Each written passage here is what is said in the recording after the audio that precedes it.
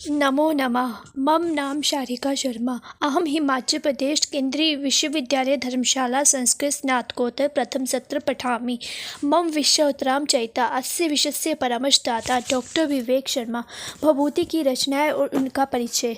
भभूति की 3 प्रसिद्ध रचनाएं हैं, इसमें उपलब्ध हैं। उत्तरामचरिता भभूति का ये 7 अंकों का सर्वश्रेष्ठ नाटक है और भभूति तृतीय अंक में तमसा और मूली इन 2 नदियों के संवाद से हमें ज्ञात होता है कि गोदावरी सीता वियोग से अत्यंत दुर्बल राम से लौटकर पंचवटी पहुंचने पर पूर्व की ओर स्मृति से विह्वल उठेगी।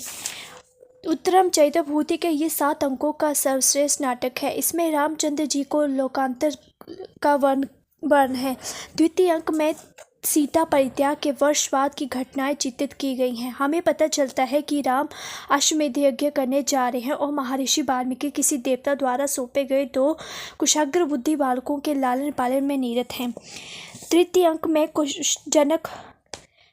में तमसा और मूली इन 2 नदियों में संवाद से हमें ज्ञात होता है कि मूली गोदावरी में अगस्त्य पत्नी लोपामुद्रा का यह संदेश कहने जा रही है कि सीता वियोग से अत्यंत दुर्बल राम से लौटकर पंचवटी पहुंचने पर पूर्व वृत्तांत की स्मृति हो उठेगी।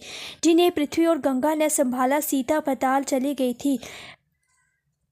उधर सूर्य के मुख के राम के पंचवटी में आने की संभावना सुनकर गंगा जी भी सीता को साथ लेकर गोदावरी के पास पहुंच गए। गंगा ने कुश और लव की 12वीं वर्षगांठ मनाने के बहाने सीता को अदृश्य बनाकर तमसा के साथ राम की रक्षा के लिए पंचवटी भेज दिया गया। राम भी लौटकर पंचवटी में पहुंचे और सीता सहवासकालीन स्थानों को देखकर विहरण, संतप और मूर्छित हो गए। चतुर्थ अंक में जनक, कौशल्या आदि रानी, अरुंधति, वशिष्ठ आदि का आगमन वाल्मीकि के आश्रम में होता है। बालक लव को देखते हैं, वही सभी बालक जो लव को देखते हैं। सीता पुत्र होने का संभावना से राजा जनक ने अपने संदेह को निश्चयात्मक करने के उद्देश्य से उससे तरह तरह की बातें पूछी, किंतु लव की बातों से अपने उद्देश्य में सफल न हो सके। इतने में अश्वमेध यज्ञ घोड़े को देखकर आश्रम की बटुक का बड़ा कौतूहल हुआ। कुछ बटुक घोड़े को देखने के लिए लव को भी खींच ले गए। लव ने घोड़े को बटुक के द्वारा पकड़वा लिया।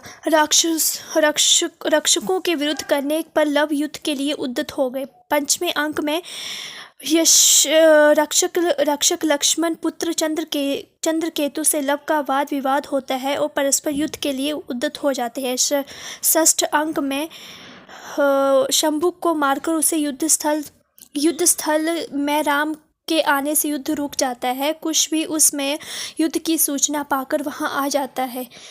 और 7वें में गर्व नाटक की योजना की गई है। इसमें कुश और लव की उत्पत्ति है, सीता का पता, प्रवेश, कुश और लव को द्वारा वाल्मीकि के आश्रम में पहुंचाना आदि सभी कुछ दिखलाया गए हैं।